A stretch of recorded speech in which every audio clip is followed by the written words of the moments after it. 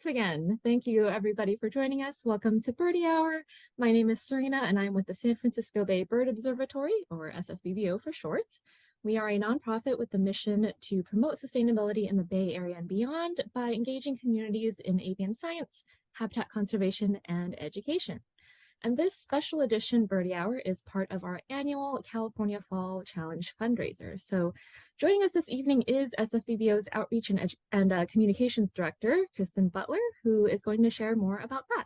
Welcome everybody to our Birdie Hour with Stephanie Ellis. Stephanie used to work with us here at SFBBO, and I'm very excited to see her and hear what she has to say about owls. So I will try to be pretty brief here. We just wanted to share with everybody that, as Serena said, this is part of our California Fall Challenge, which is our largest fundraiser of the year. We are a nonprofit that's been around for over 40 years, and we depend on support from the community in order to do the work that we do. And so that we hope that we will inspire you with the talk today, and that you will find something in the next few slides that I'm sharing that is something you would like to support. So our mission statement, we got a new mission statement this year. We went through a strategic planning process, and our new mission statement still incorporates birds and habitats with a focus on promoting sustainability in the Bay Area and beyond. We're starting to do projects outside the Bay Area to engage communities in avian science, habitat restoration, and conservation, and education. And so in our new 3-year strategic plan, we have 3 main components. One is to inform, which is the idea there is to expand the use of our data and our research to larger numbers of communities, science communities, universities, resource managers, and other people that can use it to conserve birds and habitats. To inspire, so we're going to build off of the wonderful education programs that Serena puts on every year. And in addition to educating people, we want to inspire them to do something in their own lives to act to protect birds and promote sustainability. So we hope tonight's education event will inspire you to do some sort of action in your local community to help birds and promote sustainability.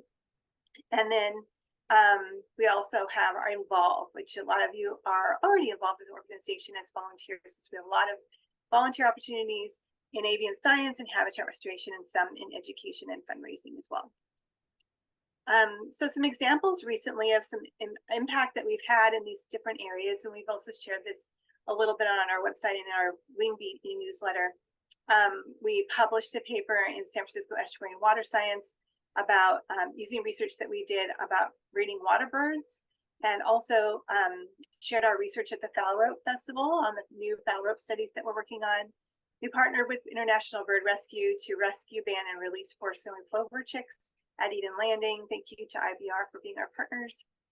We're partnering with Stanford on a study about how microplastics affect land birds, and with Colorado State on a study that studies how songbirds act as pollinators, which is pretty fascinating.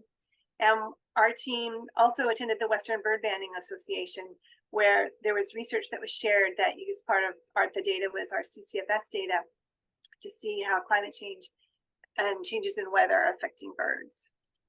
In Inspire, Serena's done some really wonderful work this past year. She piloted a new curriculum focused on using MODIS wildlife tracking technology to serve students from low-income communities in partnership with environmental volunteers. So if you're ever interested in learning more about that, I know Serena would be happy to talk with you. Our whole team of scientists actually offered a rare shoreline species workshop for Bay Area chapter of Wildlife Society. Dan Wenny shared the results of our burrowing owl and badger research by taking people from the public on walks to find those species. And Serena has hosted another wonderful year of birdie hours, bringing in a lot of different diverse speakers to talk about science and birding and conservation. And those birdie hours are available online. They are free.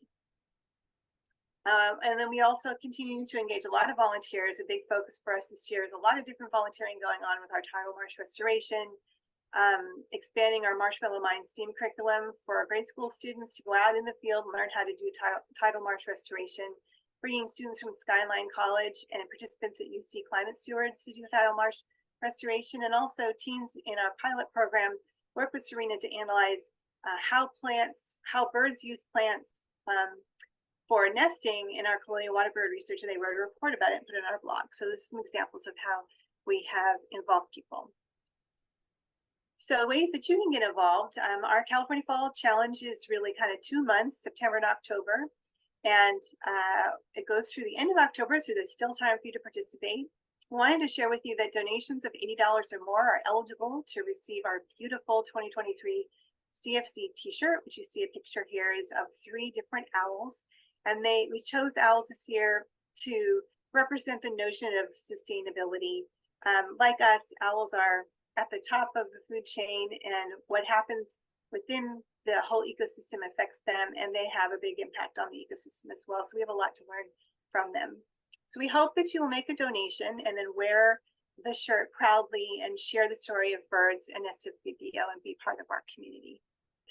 But we hope that when you hear Stephanie's wonderful talk, that it will inspire you to recommit yourself to helping birds and habitats thrive in our urban environment. And we hope that part of the active things that you'll do are going to be with SFBBO. So let Serena and I know if you ever have questions or want to know more about how to get involved. Okay, Serena, thank you. All right, thank you so much, Kristen, and I hope everyone gets involved. So now it is my pleasure to introduce our speaker this evening, Stephanie Ellis. Stephanie is the executive director of WildCare, which is a wildlife rehabilitation hospital located on Cape Cod in Massachusetts. So thanks for joining us this late evening. Stephanie has a passion for wildlife rehab and wildlife conservation that spans both coasts, both East and West Coast. Prior to WildCare, Stephanie served as the outreach specialist and as the interim executive director at SFBBO. And she has continued to be a supporter of us and has given several talks for us in the last few years on a variety of topics, including wildlife rehab, avian reproduction, and the wildlife of the Galapagos. So Stephanie, welcome back, and thanks so much for being here to share your knowledge and your work with snowy owls. Thank you so much, Serena. I'm really excited to be here. Thank you for the warm greeting. I love SFBBO. I worked there 3 times, and it's an organization that's near and dear to my heart. And I am not a snowy owl expert by any means, but at WildCare, we do receive snowy owls. And so I've taken a particular interest in learning more about them in the past couple of years. I have just a few slides about WildCare, who we are and what we do. So we are a wildlife rehabilitation hospital. Our goal is to take care of sick, injured, and orphan wildlife, and also to teach people how to coexist with wildlife and reduce our impacts on them. So we're a nonprofit. We see over 1,800 animals per year. And I have an amazing staff of 8 people and over 150 volunteers. A big part of what we do is public education. And again, just inviting people to be stewards of the environment and ambassadors for the wildlife that's right there in your backyard. We operate a wildlife helpline, which I'm so proud of because we receive last year, we received almost 10,000 phone calls to our helpline, and in 2021, we received over 10,000 calls. So these are calls from the public, local agencies calling if they have wildlife in distress, or to have us help them resolve human-wildlife conflicts. We offer many education and outreach programs. And our facility, which I'm going to show you another map when we talk about snowy owls. But this is Cape Cod. It's the little arm. Most people go like this when they say they live on Cape Cod to show you where they live. And we're in an antique farmhouse right about here in the town of Eastham. So we're surrounded by water, which is the key point when I talk about the owls. The work that we do, we largely see birds, but we also get a lot of small mammals, reptiles, and amphibians. So we have a huge, beautiful outdoor aviary. And this is important because when we do have snowy owls, this is where they are housed. The outer chamber of this aviary forms a continuous loop, which allows us to have birds fly continuously, like this red-tailed hawk in the middle here. So a really important structure for us. And being surrounded by water, and we are 30 miles out to sea here on the Outer Cape, we get a lot of aquatic birds. And so we also have state-of-the-art seabird pools. that help us to make sure birds are waterproof and conditioned for life back in the wild. These are two common eider hens that were rehabbed and released. And common eider is hands down my favorite duck on this planet. They're just fabulous. And I think this is my last wild care slide. What animals do we get at wild care and why? Well, typically animals come in for 3 reasons. They're either orphaned, injured, or they're diseased, they're sick. And so again, we see wild birds, reptiles, amphibians, and small mammals, and specialize in a lot of different things. We're lucky to have that huge aviary, which allows us to house a lot of larger birds. And this is my last slide. I think it's an important one as we talk about snowy owls. In 2022, we received 1,836 animals into our care, and over 70% of these animals were impacted negatively by people. So these are direct or indirect impacts, mostly indirect. So things like hit by car injuries, utility line strikes, striking windows, rodenticide poisoning, things like that. So we have a tremendous impact on wildlife, and it's not always a positive one. Okay, so on to our topic. So snowy owls, they are so awesome, aren't they? These fierce predators from the north. And they breed on Arctic tundra. And so they don't actually winter, they don't breed on Cape Cod, but they winter here, which is really exciting for us. Especially the weather can be really rough, and seeing a snowy owl will definitely brighten your day in the winter. So they are the largest of the North American owls. You can see here a 5 to 6 foot wingspan and a weight of up to 6.5 pounds. They are an eruptive species, which we will talk about. In some years, we see more snowy owls than others. I'm going to talk about that in depth and why. And it is related to food sources, but not in the way that we used to think. I will explain. And so why do they come to New England? Well, they love the barrier beaches. They love open fields and also airports, because those resemble their Arctic tundra habitat.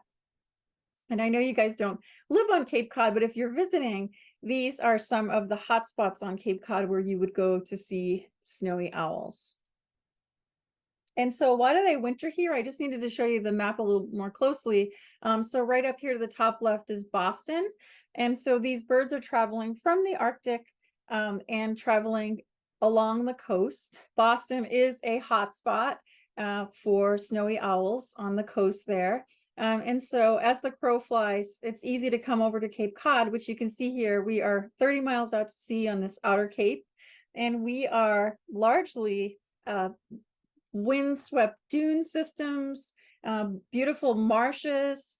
And so there is a bonanza of food for these animals. Lots of small rodents, shrews, and also lots of ducks, because we are surrounded by water. So when you look at this, when you look at these photos, it's kind of like, oh, I see why they would come here. And of course, being on Cape Cod is downright balmy compared with staying in the Arctic for the winter. Okay, so snowy owls, they are sexually dimorphic in that the females are much larger typically than the males. And you see this in a lot of the raptors. They do have various degrees of streaks on their body, which makes it really difficult to actually age them. I see a lot of people online who say, oh my God, that's a male, it's a male. And even the experts really don't know until they have that bird in the hand and can do some measurements. Females are typically darker and have much more streaking than the males do. However, young birds also have a lot of streaking. And then the males will gradually lose some of their streaks over time and become very white and sort of washed out in that classic snowy owl appearance. They're one of the oldest bird species recognized if you look at prehistoric cave art. And wild adults can live actually over 9.5 years and certainly longer in captivity. Research has showed us that there's no indication that they pair up for multiple seasons. They are solitary and territorial. They are fierce, you guys. They're very solitary creatures, and they're territorial throughout their entire cycle. So on the breeding grounds, they're territorial. On their wintering grounds, they're territorial as well. They're sexually mature around 2 to 3 years old. And all of these photos are from local photographers that I work with, and birds that were seen here on Cape Cod. If you have a chance to watch Queen of the Snow, I believe it's a PBS special. It's all about the snowy owls in the Arctic. And it is absolutely fabulous. It's a little bit challenging to watch, so I just want you to know that it does have a happy ending, which, as we all know, is not always the way in nature. So snowy owls and owls in general, they cannot move their eyes. So this is why, their eyes compared with ours are about the size of tennis balls in their head. And they can't move their eyes. They have binocular vision because they are a predator. And instead, when they need to see something, they need to swivel their head. And so this gives us the classic owl swivel. These owls can swivel 270 degrees and have 14 neck vertebrae that allow them to do that. Also, being a ferocious predator, they have, the nictitating third eyelid. And then this upper eyelid ridge that's very distinct. And that's also for protecting from glare from the sunlight. Imagine if you're in bright white snow for the most of the year, the glare that you would have. But also some of these birds that are way north, they're in 6 months of darkness. But also this ridge helps to protect the eye when they're dealing with prey. They obviously have exceptional eyesight and hearing and can hear creatures under the snow. I love looking at, when you think about a bird's lifestyle, all birds are perfect, right? They're completely, perfectly adapted to their lifestyle, their habitat. And so these guys have built-in snow boots. I don't know a better way to explain it. When you think about these birds that are at the North Pole are looking at -40°F temperatures if they stay in the winter, and then highs of 32°F in the summer. And so look at these feathers. They're actually so dense. I've been fortunate to work with snowy owls and touch these dense feathers. They are so dense that, nothing, water, cold can't penetrate the skin. And you can see it greatly overlaps the toes. So they have fur-like feathers on their feet, and then dense rictal bristles on the face. And many birds have these. These are elongated tactile feathers that you see that often look like whiskers on species like owls, and then flycatchers, and a lot of cavity nesting species that helps them navigate in dark places. And for these guys, of course, they may be in darkness for up to 6 months per year, but this also helps them navigate their prey. So they are perfectly designed for inclement weather. And then, lucky for all of us, I feel like snowy owls became a super sexy bird after Harry Potter came out in 2001. And that's because of Hedwig. And Hedwig in the film, if you Google this, there are many conflicting stories. I can't figure out if Hedwig still exists in the National Aviary in Pittsburgh, or some accounts say that the bird is in a Japanese zoo in Tokyo. Nonetheless, it appears the bird is alive and doing well, and long-lived, over 10 years old. So pretty cool. Please go ahead and look it up. Maybe someone can find something definitive. But after that movie, didn't you all want like a Hedwig and a bird that will pick up your mail for you? So this illustration is from Birds of the World, Cornell University. And I love it because it really shows. So here's your classic female snowy owl on the left with all this dark barring. And then this is a male snowy owl who's much whiter. They give the snowy appearance.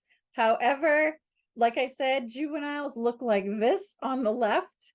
And then over time, they graduate to having less barring.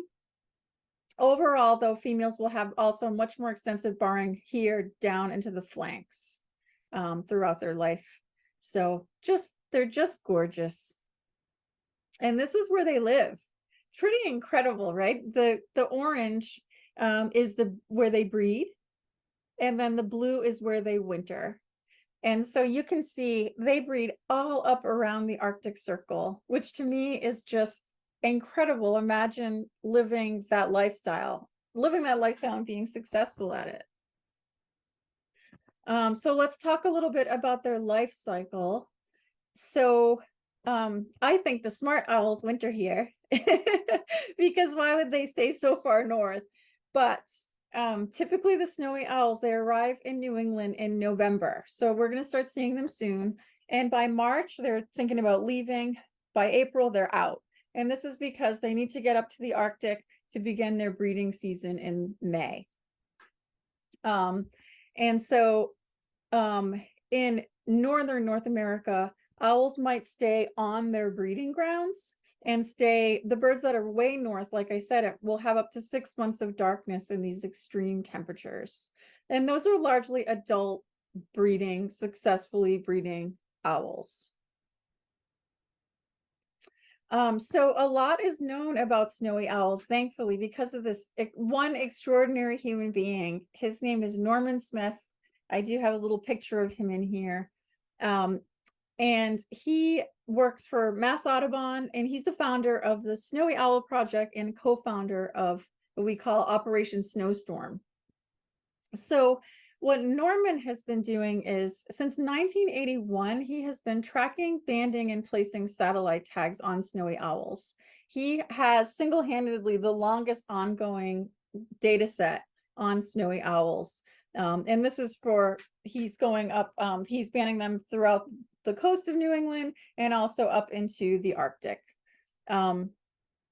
So he was the first person to put satellite transmitters on wintering owls and proof that our owls make it to the Arctic and back, which is pretty fascinating.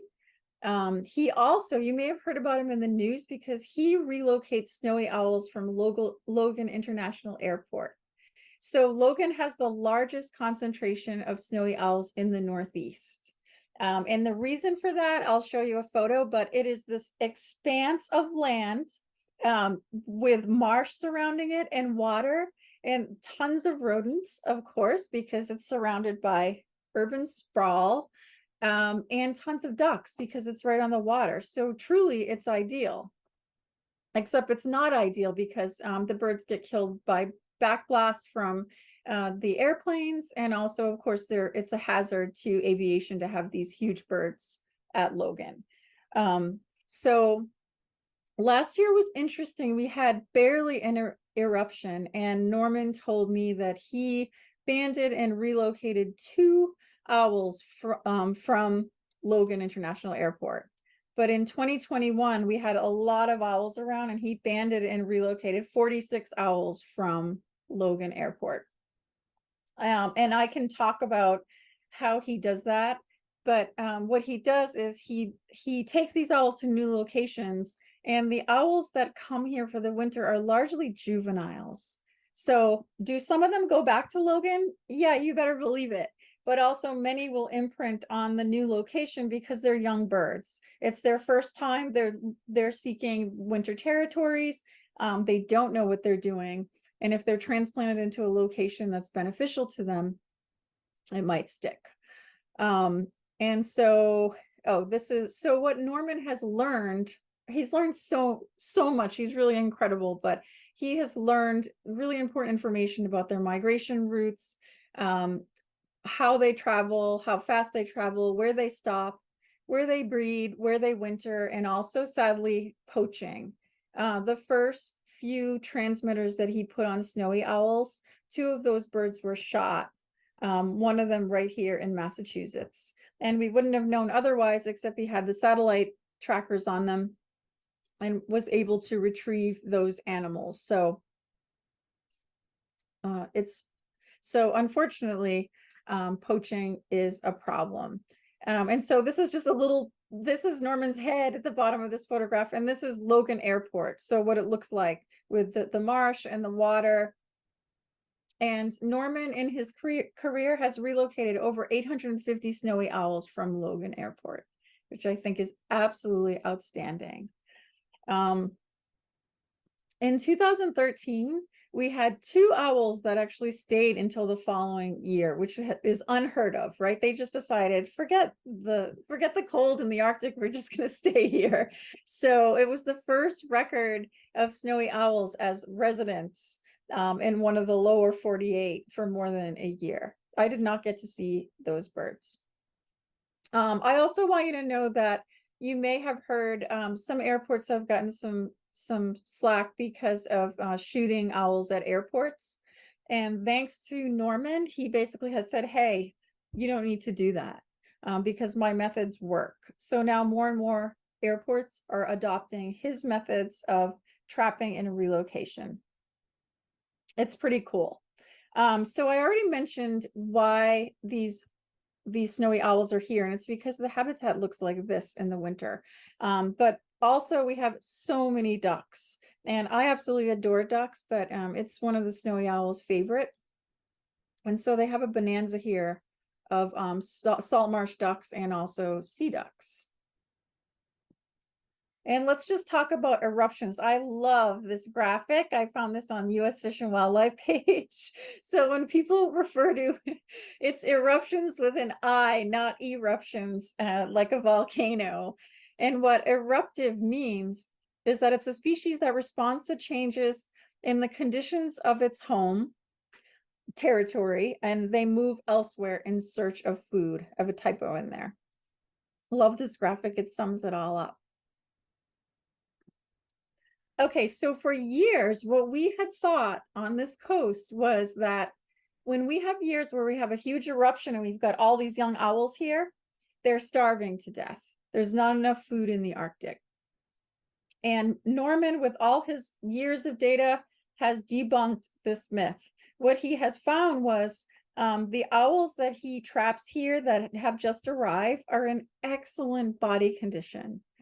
And his theory is we actually see more owls here in the winter when there is a bumper crop of owlets. So when there are lots of babies that were hatched in the Arctic in the summer, those babies, they all have to find territories. As I mentioned, they are territorial throughout their entire life cycle. So those owls are coming here. They're figuring out life. They need to find places to winter and to eat. And so I was thrilled to hear this because for me, it stresses me out to think, okay, we've got all these owls around and everyone's starving to death. And that's just not true. Is life harsh? Absolutely. Cape Cod, owls on Cape Cod are very fortunate in that because we're 30 miles out to sea, typically the climate is different than the mainland. So we don't receive as much snow, and we don't get typically iced over every year. And the temperature is typically 10 degrees warmer than it would be on the mainland. So it is a great place for these young owls to figure out life. So a superabundance of owls results directly from an exceptional nesting season, which makes me feel better. In 2011, 2012, we had one of the most widespread eruptions of snowy owls that has ever been seen. There were snowy owls in 31 of the states. Oops.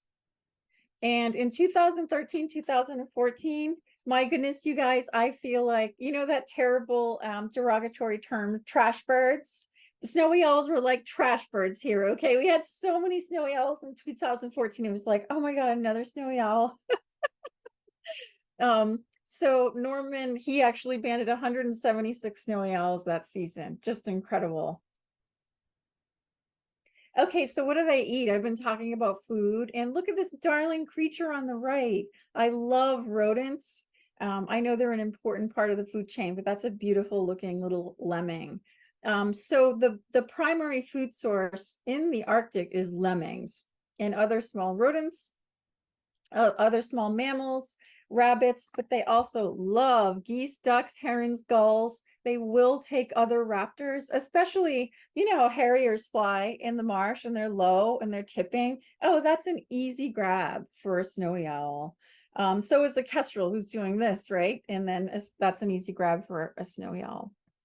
Norman learned from his research at Logan, unfortunately, there were several snowy owls that were backblasted by jets, and in their talons were barn owls, which is so sad because now you have two species who have been killed, but also it was important data for him to recognize that they are taking other owls right out of the sky there. So snowy owls can swallow a lot of their food, their small food, in whole or in large chunks. And they produce enormous pellets, which of course I have to have a photo series of the pellets. So here's a snowy owl coughing up a pellet. And you are all bird people, so I'm sure that you know that pellets are the undigestible materials like bones and fur and beetle wings and chitinous pieces. Norman Smith has collected over 5,000 pellets throughout his research career, and so we know a lot about what they eat from him. It's the largest food item database on snowy owls, so he knows what they're eating. But isn't that an amazing series that someone was able to actually capture that? It's kind of like a cat coughing up the hairball. So the lemmings, we already talked about this, but really the boom or bust, the eruptions occur again when there is a lot of food. Higher lemming populations equals increased breeding success and eruptions into New England. Again, the birds that are here are largely hatchier birds or hatch the same year. Presumably, those birds, some of them, of course, won't make it, and other birds may stay in the Arctic until they're of breeding age. But a lot of really great and important data. I love this illustration. It's adorable. These are lemmings at school. They're learning the difference between a snowman and what is not a snowman. Poor things. They're so darling. I hope to see lemmings someday and not in a pellet. Thank you. I'd like to see them alive. So snowy owls, how do they hunt? I keep saying they're fierce. They are an apex predator. They're pretty much at the top of their chain. They don't have many threats other than man-made. And they hunt by stealth. They do not have silent flight like most other owls. Most other owls, when you look at their feathers, they're very rounded, and they also lack the little barbicels that hook them together to make them zip up. They're more fluffy, and that allows for silent flight. And that's not the case with snowy owls. They don't need to be silent because they're stealth bombing their prey. Pointed wings, which is different than most owls, right? Because these guys want to be very fast. They hunt by hovering or stalking their prey. And with those feathered pants that they wear, it's not unusual to see them walking, like a red tail and grabbing their prey out of the snow. So fascinating. So I wanted to just talk a little bit about their actual breeding season, which we don't get to see. But this is what their habitat looks like in the Arctic. And you can see the snowy owl nest here in some vegetation. They typically nest on windswept ridges, rocky outcrops, and want a commanding view of the water, or at least to be able to have a good visual for miles. The females dig a circular bowl, this little depression here that the eggs go into. They aggressively defend their nest. They only breed once a year, and the breeding season lasts about 4 to 5 months. And imagine being in this kind of environment for 4 to 5 months, sitting on eggs, brooding chicks, and then feeding chicks. They do have asynchronous hatching, which means that the female starts incubation as soon as she lays the first egg. So within any given clutch, any given brood, I should say, once the eggs hatch, the chicks will all be at least a day apart from one another. And that's a strategy that I'm sure you're all familiar with. In years where there's an abundance of food, all may survive. In years where there is not an abundance of food, the earliest chicks to hatch will be the largest, and those will survive. And it basically ensures that someone survives.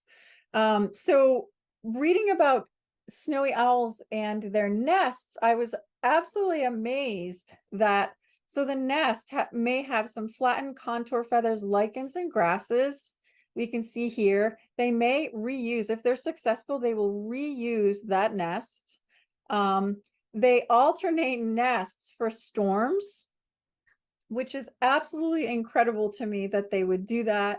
They incubate for 32 to 33 days. And what blew my mind the most was that females are aware of microclimates at nests. So they actually choose based on wind direction and precipitation, et cetera, what would make a good depression.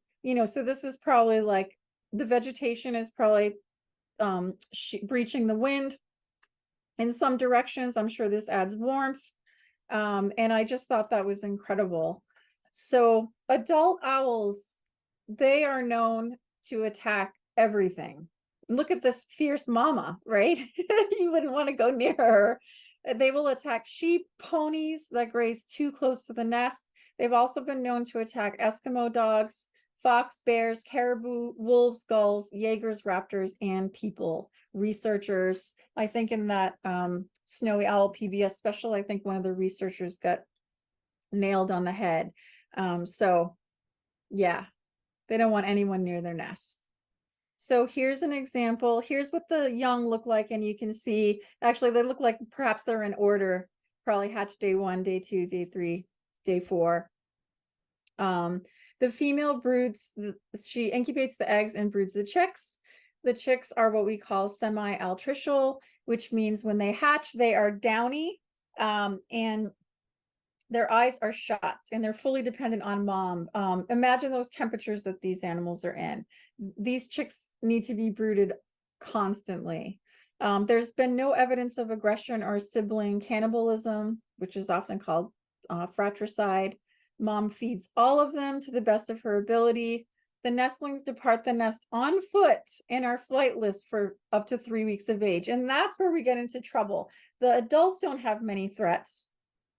They can fly away and they're fierce. The nestlings are on foot for weeks, running around. And so not only are they susceptible to predators like fox and bear, but also the climate. They need to stay close to mom. Mom needs to continue to brood them. And then the male probably has the biggest job. He needs to bring food for everyone. She can't leave them. And so he needs to bring food for the female and for the chicks. A single family of snowy owls eats over 1,500 lemmings in a season, which is incredible. You want to talk about rodent control, right? And sorry for this gross photo, but this is incredible. So this is an example of a really great lemming year for snowy owls. And so the male was obviously a phenomenal provider, and the female has decided to just decorate the nursery with some lemmings. And I would imagine that the temperatures prevent all these lemmings from just decaying and becoming disgusting. This is it's quite beautiful, truly. So the parents are always close. These young owls have lots to learn. The oldest chicks, which means the earliest to hatch, would leave first. They must be able to withstand ambient temperatures. They stay near each other. The parents are always there. And in those first weeks before they can fly, they may wander up to 1 kilometer or more. Flight attempts at 30 days. Thread postures starting around 28 days. So you can see here, these chicks are crouched down, and that is a typical posture for that age, where they would flatten themselves so they blend in with the landscape so that predators don't see them. Once they're out of the nest, the male starts delivering the whole prey. And I forgot to mention that. So like other raptors, the females, when those chicks are little, she's tearing apart pieces of the prey and feeding it to them. Once they're out of the nest, the chicks can start eating whole food. And then the chicks begin hunting about 5 weeks after leaving the nest. They are independent by August. And sorry for all the words on the screen. I just didn't want to forget anything because it's just such a fascinating lifestyle that they have.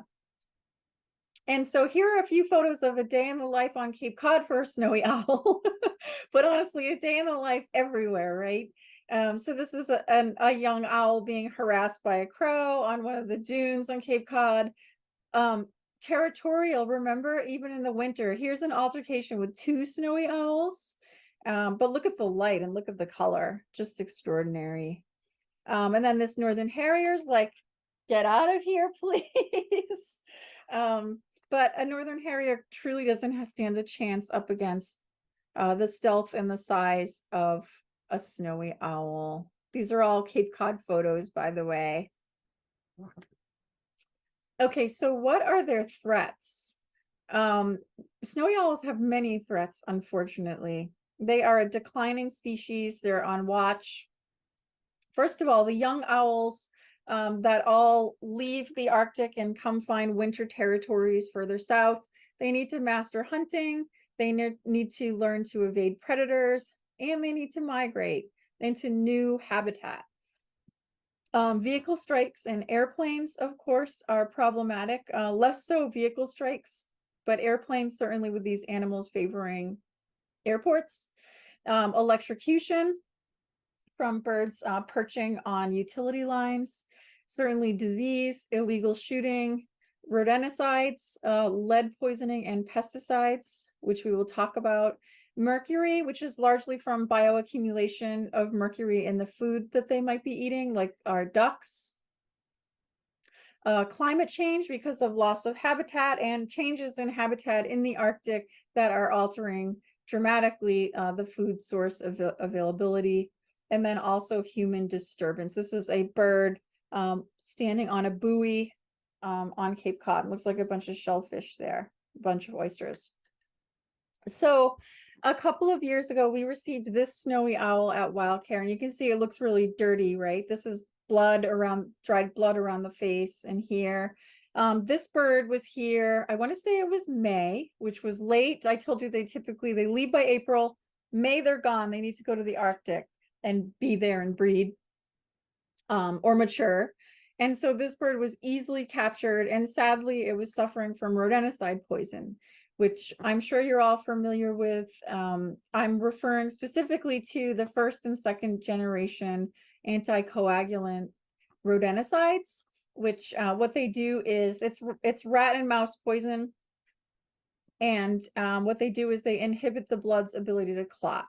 So depending on, the prey that the bird is eating, what level of exposure they have, this bird came into us and it was already at the point where it was hemorrhaging.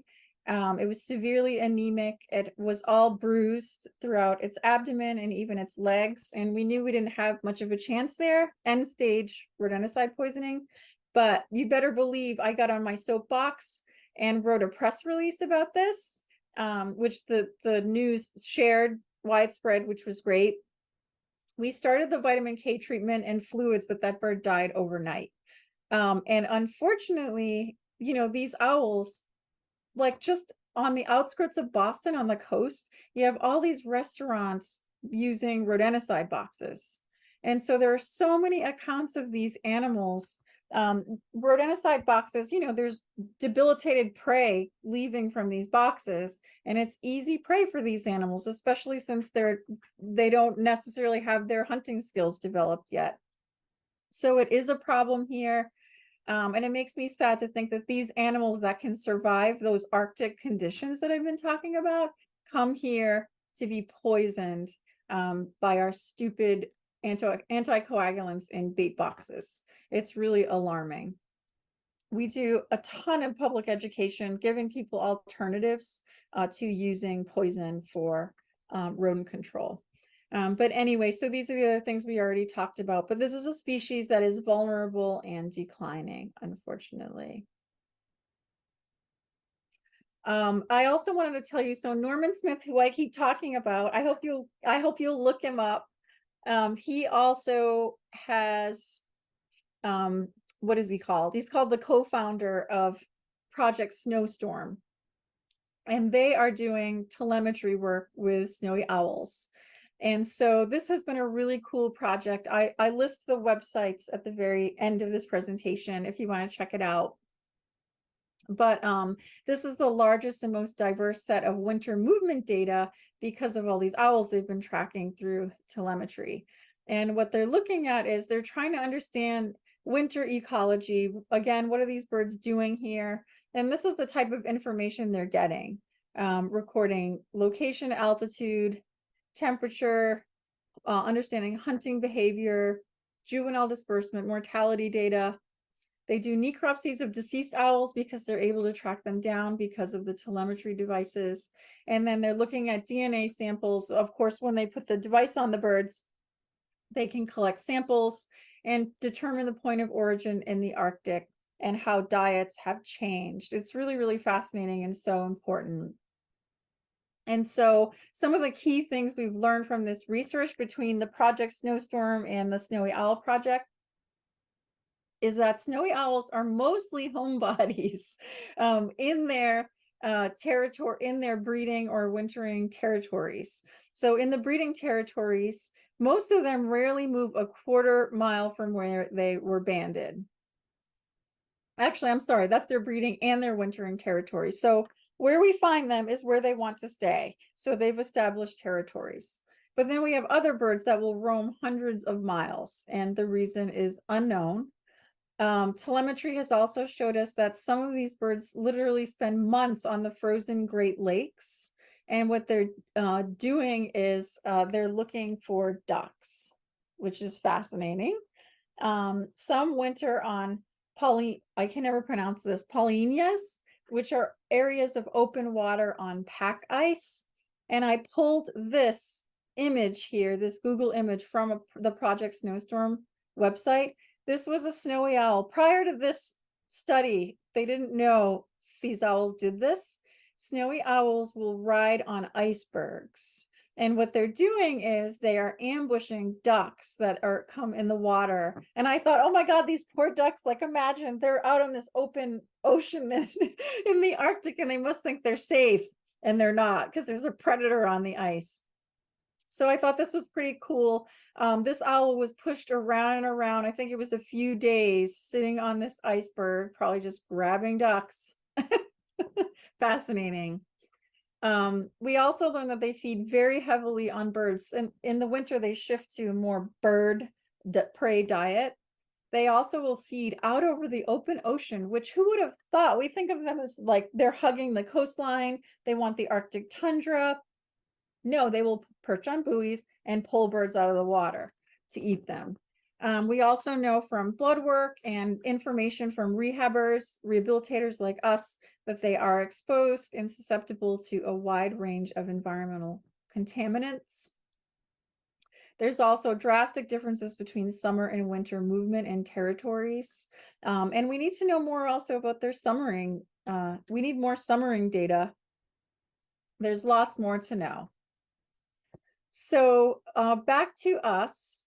So Provincetown, if you look at my arm of Cape Cod, so I'm like here and Provincetown is up here at the tip. Last winter, we received a call, these two lovely people here, they saw this snowy owl on the left. Oops.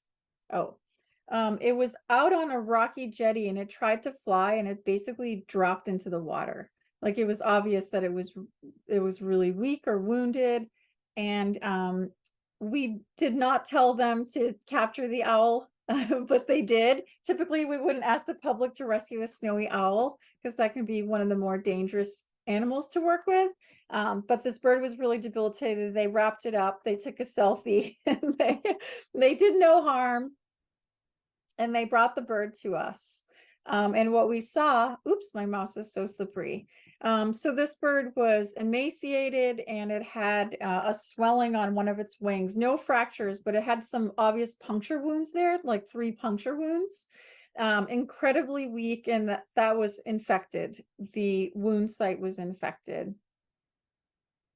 This is what the bird looked like. Absolutely stunning, a big beast of a female. Notice all the dark streaking and it goes down to her flanks, but also she was an immature, a young female. And she was strikingly beautiful. So what we did was, we looked at lead exposure, we look at blood work, we take x-rays, we started her on antibiotics, pain management, obviously fluids, and she was with us for well over a month. And of course, I consulted with Norman Smith, who initially they had hoped to put a satellite on her, but she really wasn't a great candidate because of the wing injury, which I had wished that she would be. The satellite transmitter, I can't remember how much it weighs. It's almost immaterial. It doesn't weigh anything that would impact their lives in any way. It's like a little backpack that goes on their back. And that would have given us some great data, but we didn't want to, and Norman didn't want to stress a bird that's already had a stressor with a backpack. But so this is the bird in our aviary, and that big aviary that I showed you in the beginning, it actually has 3 inner aviaries and then that big outer shell. So when she was finally strong enough to go into the aviary, we put her into one of the smaller rooms. And this is a video of her flapping for the first time. We were so excited, like finally infection coming down, the swelling coming down. And so we were absolutely thrilled.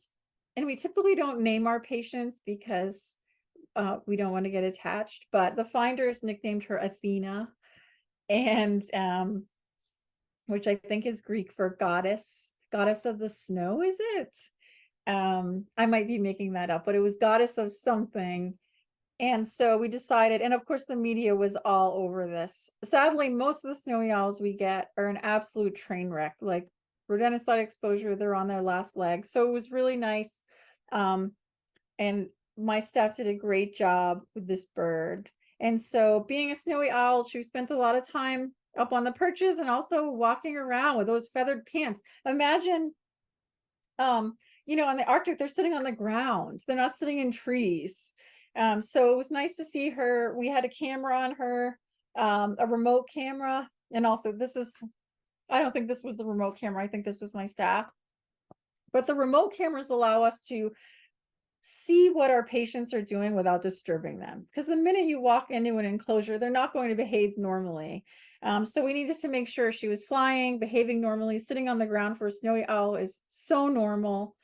And then I did not include the pictures here, but when she was ready to be released, we had Norman Smith come, of course, to band her and have him give the blessing of releasing this beautiful bird. Pretty incredible. And so here is the image of her being released. That's Norman's hand. And she was banded. We haven't had any band returns. Oh, I know a week after, a birder took a picture of her, and she was recognizable by a couple of extra little spots on the front of her head. And you can see here the scab where her injury had healed. And of course, she's a little bit dirty because, you know, keeping a white owl clean in the aviary, like, no. And a bird that wants to sit on the ground, we try, but no. So what a gorgeous, gorgeous bird. I love this image. Okay, and so something that happens every year is people now know that Cape Cod is a hotspot for owls because we've got the habitat for them. So sadly, there's a lot of human disturbance for these animals when they're here in the winter. And like I said, last year, we barely, had any snowy owls. It was such a strange year, which tells me from Norman's research that they didn't have a good food year. We didn't have all of those young animals here. But the year before was this incredible year where we had all these snowy owls. So I just want to remind everyone that there's appropriate behavior for looking at snowy owls. And I always tell people to be mindful and to give them space. So these young birds, when they arrive, presumably, you know, they're tired, they've just migrated, they don't necessarily know how to hunt well. And what they're doing is they are largely diurnal while they're here. And so they will just be either sitting on the ground, sleeping, or hunting during the day. And all of that behavior is normal. And so we tell people don't approach or surround resting owls, stay at least 150 feet away, never force them to fly for a photo. Viewing from your car, you could set yourself up with a little tripod in your car and view them from a distance. If you witness the snowy owl shuffle, I call it, which means changes in posture, head bobbing, fidgeting of the owl, widening of eyes, or moving, then you're too close.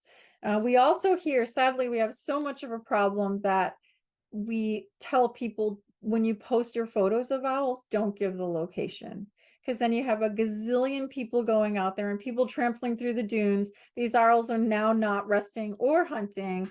And sadly, it's a problem. They've become an ecotourism attraction. I also tell people to report to Department of Natural Resources for various towns any intentional harassment of owls, or being in habitat that is not permissible for people to be on. So just really, really important. I love all these photos.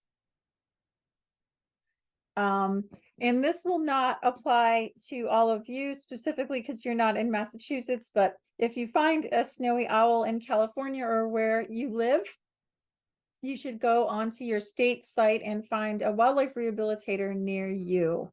We're lucky to have 2 facilities on Cape Cod. One is Wildcare and the other one is only 30 minutes away. So wildlife have a lot of places to go here. And I know that you all have the Wildlife Center of Silicon Valley and the Peninsula Humane Society, so you also have great resources near you. But don't just pick it up and take it home and cuddle it. And you want to make sure that it gets the care that it needs. Oh, and I even write this here. If you find a deceased snowy owl, you would not believe the calls we get, okay? And people will pick things up from the beach and take them home.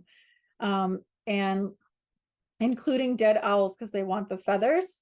And so because snowy owls are a migratory species, it is illegal to possess them or possess their feathers or any parts of them, whether they are living or deceased.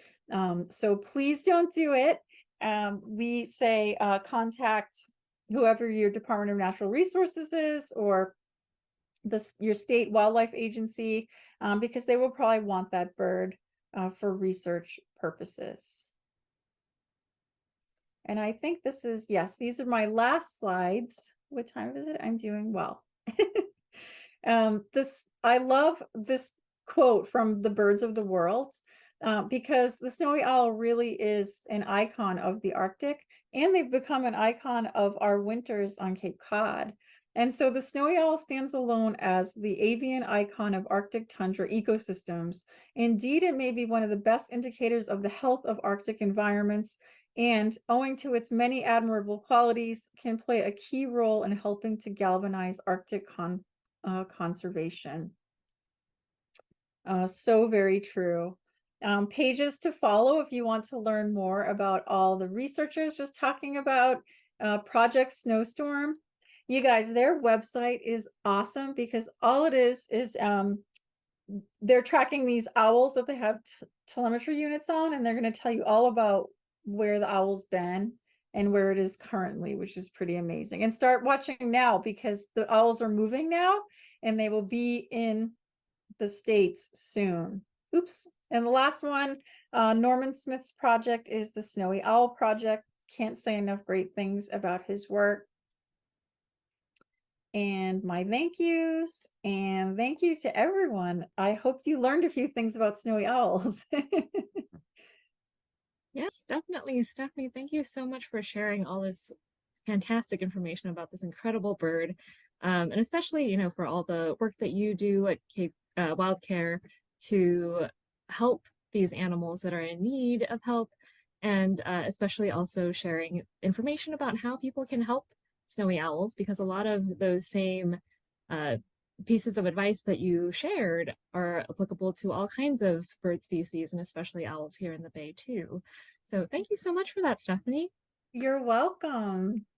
Yeah, and if anybody has any questions, go ahead and enter those into the chat. I'm happy to read those out to Stephanie. But I also wanted to just share, Stephanie, that I love hearing you talk about animals because your enthusiasm, your love for them, and your reverence for them really comes through. So it's always a delight to hear you speak about them. Thank you so much. That means so much. Of course. And we have a thank you in the chat as well. So, Oh, nice. oh, and we do have a question that just came in from Jan. How do these owls survive those long, dark winter months? Do they fatten up prior to the winter? That's a great question. I think they do fatten up, and then they just need to, they're hunting in the dark. They do have huge eyes that will take in a lot of light. I think it's believed, well, they have more rods than cones, so they have less light, less color receptors and more light receptors, and supposedly see in black and white. So I think they are probably pretty good hunters still in the dark, but I would also think that some of that weather forces them to be dormant for long periods of time. And Jan, I know how to reach you, so I'm going to ask Norman Smith and I can email you back. Awesome. Thank you so much for that. We've got lots more thank yous coming in, so we'll be sure to share these with you as well, Stephanie. And then, Kristen, is there anything else that you wanted to ask Stephanie or share with everybody as well? Stephanie, that was just really fantastic, and they're really beautiful creatures. And I feel like we all know a lot more about them and feel closer to them, which was part of the importance of tonight's talk. So thank you so much. I will just share my screen one last time. I'm hoping that all of you were as inspired as I have been from Stephanie's talk, and just wanted to remind everybody that this is our California Fall Challenge fundraiser, and we cannot continue to do these birdie hours or any of our other work if we don't have support from the community. So if you are at all able to make a donation to the organization, this is the right time of year to do that. And so just reiterating the different ways you can get involved. You can make a donation and ask for a shirt. And then also, if you want to run your own Facebook fundraiser for SFBBO, we have these wonderful 40th anniversary caps that we can give to some of our people who are out there raising money for us. And so if you ever have any questions, you can check out our website or ask me or Serena. We're happy to give more information about all of that. But thank you, everybody, for coming. Thanks, Kristen. All right. And then we have a question that just came in from Yvonne. Does Norman Smith give talks at airports to encourage and teach them on how to trap raptors rather than predating them? I'm not sure. I don't think that he does. I think a lot more places, people know him now and know to reach out to him for a consult. I'm not entirely sure. That seems like that would be a great idea. And I wish, and by the way, he was the director of a mass Audubon sanctuary here. And so all of that banding research and trapping them at Logan Airport and everything he does was in addition to his job. Yeah, I don't know how he did it. So, but thankfully I know he's helped a few airports. That's amazing. Yeah. Yeah. And I was also curious if you happen to know if he's planning to do MODIS tagging of snowy owls as well, because there's such a great network of MODIS towers on the East Coast. And so I'm just curious if there are any plans for that. Oh, I don't know, but I will ask him. Definitely. It'd be great to know. Awesome. Okay, well, I think that is all the questions that I'm seeing so far, but if anybody comes up with any, please feel free to send them. We're happy to share those with Stephanie and get you an answer. Stephanie, is there anything else that you want to say to everybody or just share that you haven't already? No, I just want to say thank you. I love coming back every year and seeing familiar names and faces. It's really nice. Well, likewise, it's always a pleasure to host a talk that you're giving. So thank you so much. And as Jan said, thank you for your great work on the other coast. I have to reiterate that too. So thank you. All right. Well, thank you so much again, everybody, for joining us this evening. We really hope you enjoyed the talk as much as I did. And hopefully we will see you again for a future event. So thank you so much, Stephanie, and thank you, everybody. Have a great rest of your evening. Bye.